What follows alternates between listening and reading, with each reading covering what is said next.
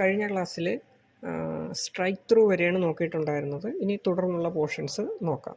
ഇപ്പോൾ നമുക്ക് subscript, super script തുടങ്ങിയിട്ടുള്ളതൊക്കെ ചെയ്യുന്നതിന് വേണ്ടിയിട്ടാണ് ഈ പോർഷൻ തന്നിട്ടുള്ളത്. അപ്പോൾ നമുക്കിവിടെ കുറച്ച് സ്പേസ് എടുക്കാം. അതിന് ശേഷം പെട്ടെന്ന് കുറച്ചുകൂടെ കാണുന്നതിന് വേണ്ടിയിട്ട് ഞാൻ ഇതിൻ്റെ സൈസ് ഒരു 51 ആക്കി കൊടുത്തു. അതിന് ശേഷം ഞാനിവിടെ x2 എന്നും പറഞ്ഞ് അങ്ങ് ടൈപ്പ് ചെയ്തു. ഇനി 2 മാത്രം ഞാനൊന്ന് സെലക്ട് ചെയ്തു, ഇവിടെ കൊടുത്തു. അപ്പോൾ ഇത് സബ്സ്ക്രിപ്റ്റ് ആയിട്ട് മാറി. ഓക്കെ, എക്സിൻ്റെ സബ്സ്ക്രിപ്റ്റ് ആയിട്ട് 2 മാറി. ഇനി ഞാൻ ഇവിടെ വന്നിട്ട് അതിൻ്റെ നിറം ഒന്ന് ഞാൻ മാറ്റുന്നു. x2 എന്നും പറഞ്ഞ് വീണ്ടും ഞാൻ കൊടുക്കുന്നു. ഓക്കെ, x2 എന്നും പറഞ്ഞ് വീണ്ടും ഞാൻ കൊടുക്കുന്നു. ഈ x2 എന്നും പറഞ്ഞ് കൊടുത്തതിൽ ഈ 2 ഞാൻ സെലക്ട് ചെയ്യുന്നു. അതിന് ശേഷം ഈ സൂപ്പർ സ്ക്രിപ്റ്റ് എന്നുള്ളത് കൊടുക്കുന്നു. അപ്പോഴത്തേനും ഇത് x² എന്നായി മാറി. ഓക്കെ, ഇതിനാണ് നമുക്കിതാ ഈ 2 പോർഷൻസ് ഇവർ പ്രൊവൈഡ് ചെയ്തിട്ടുള്ളത്. പിന്നെ ഈ ഒരു കാര്യം നമ്മൾ പറഞ്ഞായിരുന്നു, കേസ് ചേഞ്ച് ചെയ്യുക എന്നുള്ളതാണ്. അതായത് ഇതിനെ പൂർണ്ണമായിട്ടും ക്യാപിറ്റൽ ലെറ്റർ ആക്കുക, അപ്പർ കേസ് ആക്കുക, അതുപോലെ തന്നെ പൂർണ്ണമായിട്ടും ലോവർ കേസ് ആക്കുക, അതുപോലെ തന്നെ സെൻറ്റൻസ് കേസ് ആക്കുക. അതായത് ഒരു സെൻറ്റൻസിൻ്റെ തുടക്കത്തിലുള്ള ലെറ്റർ മാത്രം ക്യാപിറ്റലായിരിക്കും, ബാക്കി സ്മോള്. അതുപോലെ തന്നെ അടുത്ത സെൻറ്റൻസിന് തുടക്കത്തിലുള്ള ക്യാപിറ്റലായിരിക്കും, ബാക്കി സ്മോള്. അതുപോലെ തന്നെ ടോഗിൾ കേസ് ആക്കുക. അതായത് ഇപ്പോൾ ക്യാപിറ്റലായിട്ട് നിൽക്കുന്ന എല്ലാം സ്മോള്, സ്മോളായിട്ട് നിൽക്കുന്ന എല്ലാം ക്യാപിറ്റൽ. അതാണ് ടോഗിൾ കേസ് എന്ന് പറയുന്നത്. ഇതിനൊക്കെ വേണ്ടിയിട്ടാണ് നമുക്കത് ഈ ഒരു പോർഷൻസ് തന്നിട്ടുള്ളത്. അതുപോലെ തന്നെ ഇത് ഹൈലൈറ്റിന് വേണ്ടിയിട്ടാണ് ഈ ഒരു പോർഷൻ തന്നിട്ടുള്ളത്. അതും നമ്മൾ പഠിച്ചായിരുന്നു. സെലക്ട് ചെയ്ത് വെച്ചിട്ടുള്ള പോർഷൻസ് എന്ത് ചെയ്താൽ മതി, ഹൈലൈറ്റ് ക്ലിക്ക് ചെയ്ത് കഴിഞ്ഞാൽ അത് ഹൈലൈറ്റായി മാറും. ഇപ്പോൾ സെലക്ട് ചെയ്തിരിക്കുന്ന കളർ ഇതായതുകൊണ്ടാണ് ഈ ഹൈലൈറ്റ് വന്നത്. ഇപ്പോൾ ഞാൻ ഇത് ചെയ്തിട്ട് ഹൈലൈറ്റിൽ ഈ ഒരു നിറം എടുത്തു കഴിഞ്ഞാൽ അത് യെല്ലോ കളറായിട്ട് മാറിയിട്ടുണ്ടാകും. അതുപോലെ തന്നെ ഞാൻ ഇതങ്ങ് ഡിലീറ്റ് ചെയ്യാണ്. അതിനുശേഷം ഇത്രയും സെലക്ട് ചെയ്യുന്നു. നമുക്ക് മറ്റൊരു കാര്യം കൂടി നോക്കാം. ഇതെന്ന് പറഞ്ഞാൽ ക്ലിയർ ഫോർമാറ്റിംഗ്. ഞാനിത് അപ്ലൈ ചെയ്ത് കഴിഞ്ഞാൽ ഫോർമാറ്റിംഗ് മാറിയിട്ടുണ്ടാവും. ഓക്കെ, ഫോർമാറ്റിംഗ് മാറിയതിന് ശേഷം ഞാനിത് നോ കളർ കൊടുക്കുകയാണ്. അപ്പോഴത്തേനും എന്താണ്, ഹൈലൈറ്റും അങ്ങ് മാറി. ഇനി നമുക്ക് ഇതിന് കളർ കൊടുക്കുന്നത് എങ്ങനെയാണെന്ന് നോക്കാം. ഞാൻ ഇത്രയും പോർഷൻസ് ഇത് മാത്രം സെലക്ട് ചെയ്യുന്നു. റെഡ് കളർ കൊടുക്കുന്നു. ഇനി റെഡ് കളർ വരും. ഞാൻ രണ്ടാമത്തെ സെൻറ്റൻസ് സെലക്ട് ചെയ്യുന്നു. അതിന് വേണമെന്നുണ്ടെങ്കിൽ ഞാനൊരു ഗ്രീൻ കളർ കൊടുക്കുന്നു. അപ്പോൾ അതിന് ഗ്രീൻ കളർ വന്നിട്ടുണ്ടാകും. അപ്പോൾ നമുക്ക് കളർ കൊടുക്കുന്നതിന് വേണ്ടിയിട്ട് ഈ ഒരു പോർഷൻ ഉപയോഗിക്കാനായിട്ട് സാധിക്കും. അതുപോലെ തന്നെ ഞാൻ ഈ സെൻറ്റൻസ് സെലക്ട് ചെയ്തതിന് ശേഷം വീണ്ടും ക്ലിയർ ഫോർമാറ്റിംഗ് കൊടുത്തു കഴിഞ്ഞാൽ ഇതിൻ്റെ ഫോർമാറ്റിംഗ് എല്ലാം പോയിട്ടുണ്ടാകും. അപ്പോൾ അതിന് വേണ്ടിയിട്ടാണ് നമ്മൾ ക്ലിയർ ഫോർമാറ്റിംഗ് ഉപയോഗിക്കുന്നത്. അതുപോലെ തന്നെ കളർ വരുത്തുന്നതിന് വേണ്ടിയിട്ട് നമ്മൾ എന്ത് ചെയ്തു, ഈ ഒരു പോർഷൻസും നമുക്ക് ഉപയോഗിക്കാനായിട്ട് പറ്റും. ഓക്കെ, പിന്നീട് നമുക്ക് നോക്കാനുള്ളത്, ഓക്കെ, ഈ പോർഷൻസ് എല്ലാം നോക്കിയതാണ്. ഇനി ഇതിൻ്റെ അലൈൻമെൻറ്റ് നോക്കാം. ഇത്രയും പോർഷൻസ് എന്ന് പറഞ്ഞാൽ ലെഫ്റ്റ് അലൈനായിട്ടാണ് കിടക്കുന്നത്. ഓക്കെ, ഇത് നമുക്ക് Ctrl L ഉപയോഗിക്കാവുന്നതാണ്. Ctrl L. അതുപോലെ തന്നെ ഇത് മിഡിൽ അലൈൻ ചെയ്യുന്നതിന് വേണ്ടിയിട്ടാണ്. ഇത് കണ്ടു, ഈ ഡോക്യുമെൻറ്റിനെ സംബന്ധിച്ച് അതിൻ്റെ മിഡിൽ പോർഷനിലായി മിഡിൽ അലൈൻ. അതിന് നമുക്ക് Ctrl E എന്ന് പറയുന്ന ഷോർട്ട് കട്ട് കീ ഉപയോഗിക്കാവുന്നതാണ്. അതുപോലെ തന്നെ ഇത് റൈറ്റ് അലൈനാണ്. ഓക്കെ, നമുക്ക് അതിൻ്റെ വ്യത്യാസം പിടികിട്ടും. റൈറ്റ് അലൈനാണ്. അതിനുവേണ്ടി നമുക്ക് Ctrl R ഉപയോഗിക്കാവുന്നതാണ്. അതുപോലെ തന്നെ ഇത് ജസ്റ്റിഫൈ ആണ്. അതായത് ലെഫ്റ്റ് സൈഡും റൈറ്റ് സൈഡും ഒരേപോലെ വന്ന് നിൽക്കും. ഓക്കെ, ലെഫ്റ്റ് സൈഡും റൈറ്റ് സൈഡും ഒരേപോലെ വന്ന് നിൽക്കുന്നതിന് വേണ്ടിയാണ് ജസ്റ്റിഫൈ. അതിന് Ctrl J നമുക്ക് ഉപയോഗിക്കാവുന്നതാണ്. ഓക്കെ, അപ്പോൾ ഇത്രയും കാര്യങ്ങളാണ് ഇത്രയും പോർഷൻസിൽ നമുക്ക് നോക്കുവാനായിട്ടുള്ളത്. ഇനി നമുക്ക് നോക്കാനായിട്ടുള്ളത് ഈ 2 കാര്യങ്ങളും കൂടെ നോക്കാം. അതായത് ഓർഡേർഡ് ലിസ്റ്റും അൺഓർഡേർഡ് ലിസ്റ്റുമാണ് ആ ഒരു പോർഷൻസിലുള്ളത്. അതായത് അൺഓർഡേർഡ് ലിസ്റ്റ്, ഈ രണ്ടാമത്തത് ഓർഡേർഡ് ലിസ്റ്റ്. ഈ 2 കാര്യങ്ങളും കൂടെ നമുക്ക് നോക്കാം. അപ്പോൾ അതിന് വേണ്ടിയിട്ട് ഞാൻ ഇവിടെ ഒരു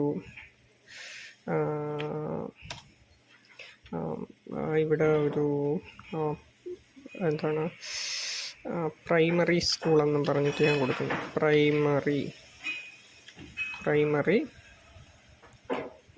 അതിന് മുൻപേ നമുക്ക് എന്ത് ചെയ്യാം, നമ്പറിങ് ഒന്ന് ക്ലിക്ക് ചെയ്യാം. നമ്പറിങ് ഞാൻ കൊടുക്കുന്നു. അതിന് ശേഷം 1 എന്ന് കൊടുക്കാം. ജസ്റ്റ് 1, 2, 3, 4, 5, 6 ഇങ്ങനെ നമുക്ക് നമ്പറിങ് കൊടുക്കാനായിട്ട് സാധിക്കും. ഇതിനെ ഓർഡേർഡ് ലിസ്റ്റ് എന്ന് നമുക്ക് പറയാം. അതുപോലെ തന്നെ നമുക്ക് അൺഓർഡേർഡ് ലിസ്റ്റും കൊടുക്കാനായിട്ട് സാധിക്കും. ഞാൻ ഇവിടെ വന്ന് അൺഓർഡേർഡ് ലിസ്റ്റിന് വേണ്ടിയിട്ട് ക്ലിക്ക് ചെയ്തു. 1, 2, 3, 4, 5, 6 ഇങ്ങനെ അൺഓർഡേർഡ് ലിസ്റ്റും നമുക്ക് കൊടുക്കാനായിട്ട് സാധിക്കും.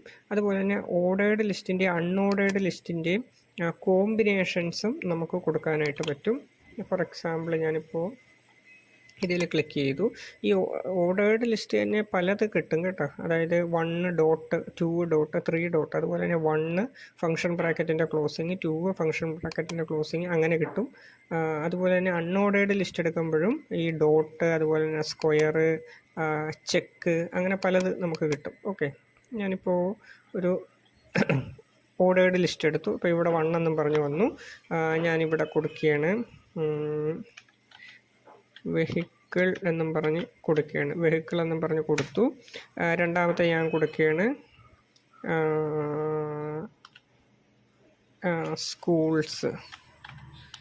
സ്കൂൾസ് എന്നും പറഞ്ഞ് കൊടുത്തു. മൂന്നാമത്തെ ഞാൻ കൊടുക്കുകയാണ് മൂന്നാമത്തത് സബ്ജക്റ്റ് എന്നും പറഞ്ഞു കൊടുക്കുക. ഇനി ഞാൻ വെഹിക്കിളിൽ വന്നിട്ട് ഒന്ന് എൻ്റർ അടിച്ചു കഴിഞ്ഞാൽ അവിടെ എനിക്ക് 2 എന്നും പറഞ്ഞിട്ട് വരും. എന്തെങ്കിലും വിട്ടുപോയിട്ടുണ്ടെങ്കിൽ അങ്ങനെ ചേർക്കാനായിട്ട് പറ്റും. ഞാനിവിടെ നിന്ന് ബാക്ക് സ്പേസ് അടിക്കുന്നു. വീണ്ടും എന്തിൽ വരുന്നു? അൺഓർഡേർഡ് ലിസ്റ്റിൽ വരുന്നു. എന്നിട്ട് ഞാൻ കൊടുക്കുകയാണ് 2 വീലർ എന്ന് കൊടുക്കുന്നു. ഞാൻ കൊടുക്കുന്നു 3 വീലർ എന്ന് കൊടുക്കുന്നു.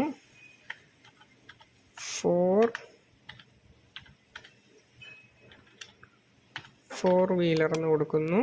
അങ്ങനെ കൊടുക്കുന്നു. സ്കൂൾസിൻ്റെ അവിടെ വന്ന് ഞാൻ എൻ്റർ അടിക്കുന്നു. അപ്പോൾ 3 എന്നുള്ള മെയിൻ ലിസ്റ്റ് വരുന്നു. ഞാനത് മാറ്റിയിട്ട് വീണ്ടും അവിടെ ബുള്ളറ്റിൻ കൊടുക്കുന്നു. ബുള്ളറ്റിൻ കൊടുത്തിട്ട് ഞാൻ കൊടുക്കുകയാണ് പ്രൈമറി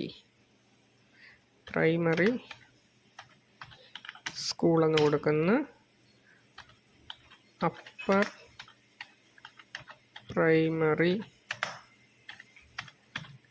സ്കൂൾ എന്ന് കൊടുക്കുന്നു.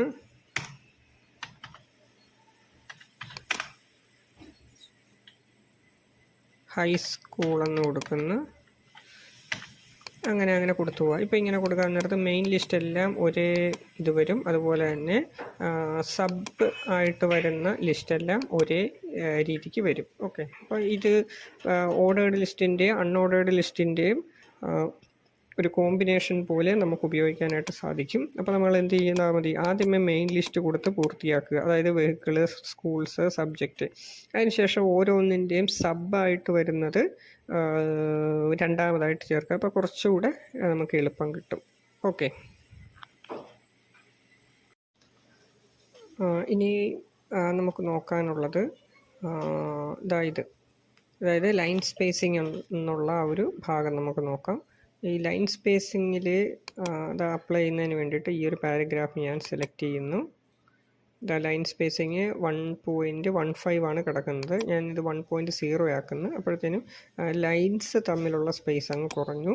അതുപോലെ തന്നെ ഞാൻ വീണ്ടും സെലക്ട് ചെയ്തിട്ട് 2.0 അങ്ങ് കൊടുക്കുന്നു. അപ്പോഴത്തേനും ലൈൻ സ്പേസിങ് കുറച്ചുകൂടെ അങ്ങ് കൂടി. ഓക്കെ, അപ്പോൾ നമുക്ക് ഇഷ്ടാനുസരണം ലൈൻ സ്പേസിങ് മാറ്റുന്നതിന് വേണ്ടിയിട്ടുള്ള ഒരു ഓപ്ഷനാണിത്. ഓക്കെ, 1. ഞാൻ തിരിച്ച് അതേപോലെ തന്നെ ആക്കുന്നു. അപ്പോൾ ഇതാണ് ലൈൻ സ്പേസിങ് എന്നും പറഞ്ഞിട്ട് നമുക്ക് നോക്കാനുള്ളത്. അതുപോലെ തന്നെ ബാക്ക്ഗ്രൗണ്ട് കളറ് കൊടുക്കുന്നതിന് വേണ്ടിയിട്ടാണ് ഈ ഒരു ഷെയ്ഡിങ് എന്നും പറഞ്ഞിട്ടുള്ള പോർഷൻ. ഞാൻ ഇവിടെ ഇത്രയും സെലക്ട് ചെയ്തിട്ട് ഷെയ്ഡിങ് എടുക്കുന്നു, യെല്ലോ കളറും കൊടുക്കുന്നു. അപ്പോൾ ഇങ്ങനെ ഷെയ്ഡിങ് കൊടുക്കുമ്പോഴത്തേനും അത്രയും ഭാഗം ഒരു റെക്റ്റാങ്കിൾ പോലെ ഷെയ്ഡ് വന്നിട്ടുണ്ടാവും. ഓക്കെ, ഞാൻ തിരിച്ച് അൺഡു ചെയ്യുകയാണ്. ഇത് Ctrl Z ആയാലും കൊടുക്കുക. അൺഡു ചെയ്ത് പഴയ പോലെ ആക്കുന്നു. അപ്പോൾ നമ്മൾ ഷെയ്ഡിങ് നോക്കി. ഷെയ്ഡിങ്ങിൻ്റെ പ്രാധാന്യം നമുക്ക് ടേബിൾ എടുക്കുന്ന സമയത്തും നോക്കാം. അതായത് ഒരു കോളത്തിനകത്ത് മാത്രം കളർ കൊടുക്കുന്നതിനൊക്കെ നമുക്ക് ഷെയ്ഡിങ് ഉപയോഗിക്കാവുന്നതാണ്.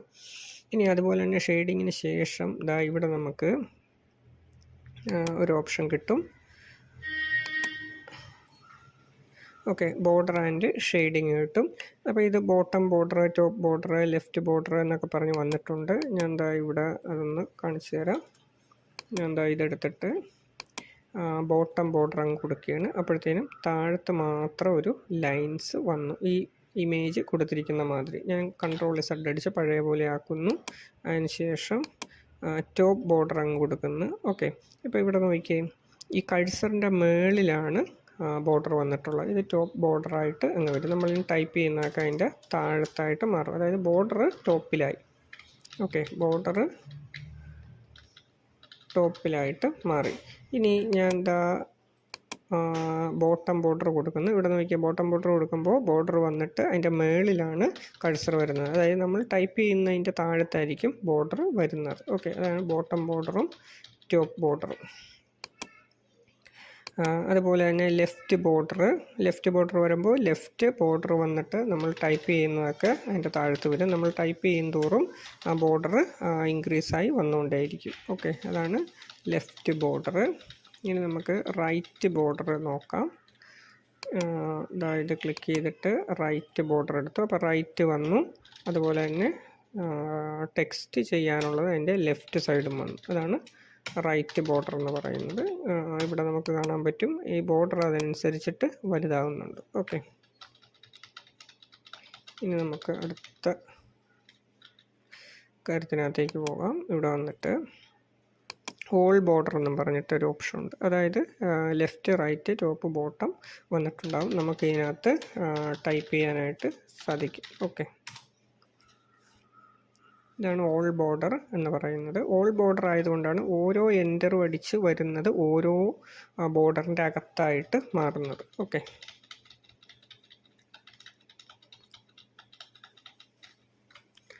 ഇനി നമുക്ക് നോക്കാനുള്ളത് ഔട്ട്സൈഡ് ബോർഡർ കൊടുത്തിട്ട് ഞാൻ എൻ്റർ അടിക്കുമ്പോൾ നോക്കിയാൽ എല്ലാ കാര്യം ഒരൊറ്റ ബോർഡറിൻ്റെ ഉള്ളിലാണ് ആകുന്നത്. അതേസമയം ഞാൻ ഓൾ ബോർഡറാണ് കൊടുത്തിട്ടുള്ളതെങ്കിൽ ആദ്യത്തെ ഇത് ഒരു ബോർഡറിൻ്റെ ഉള്ളിൽ, രണ്ടാമത്തെ ഇത് അടുത്ത ബോർഡറിൻ്റെ ഉള്ളിൽ, അങ്ങനെ ആയി കിട്ടിയേനെ. ഓക്കെ, അതായത് നമ്മളിത് ആദ്യം നോക്കിയ ഓൾ ബോർഡർ എടുത്തിരുന്നെങ്കിൽ ഓരോന്നും ഓരോ ബോക്സിൻ്റെ അകത്തായി നമുക്ക് കിട്ടിയേനെ. ഓക്കെ, ഇതാണ് ഔട്ട്സൈഡ് ബോർഡർ എന്ന് പറയുന്നത്.